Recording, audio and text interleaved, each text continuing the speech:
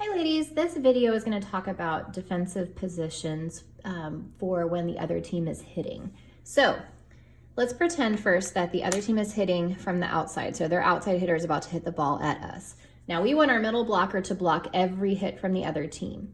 So what we're going to do is the middle blocker will transition over 3 steps, just like in our warm-up, to where she and the setter, if they were magnetized, would be sticking together. We want the block to be closed. They're both going to block. It's called a double block. At the same time she's moving over, the back row setter is going to take 3 steps in and be behind the block to cover the tips. The middle back player is going to transition all the way over to the line, in between the yellow line and the white line on our court. And then the 2 outside hitters, the front row and the back row outside hitter, are going to take 3 steps back here, 3 steps back here. And so now everybody's ready to cover the court. It is important for us to always go to the same defensive positions, because if you know where your teammates are and you know which part of the court you're supposed to be covering, it makes it a lot easier to cover and defend a hit from the other team. Okay, so that's if the outside hitter is hitting. Let's go back to our base positions. Now in this video, I am assuming that we are going to be switching in the back row as well. So we're already in our base positions. Okay, now, if the other team's middle blocker is hitting, our middle blocker will block by herself. It's called a single block. Okay, everybody else transitions off the net if they're in the front row.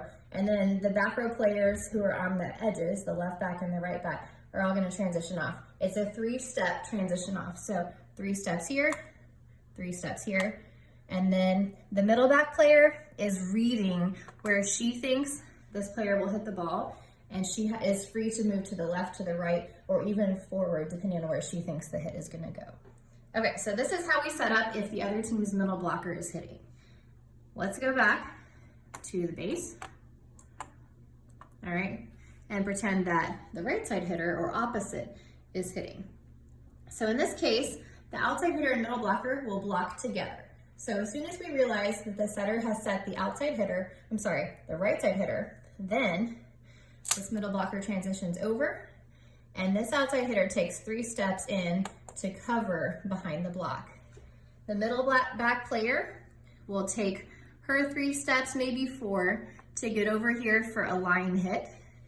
And then the 2 setters will take their 3-step transition back to cover what we call a cross-court hit. So this is a mirror image of how we set up when the other team's outside hitter is hitting.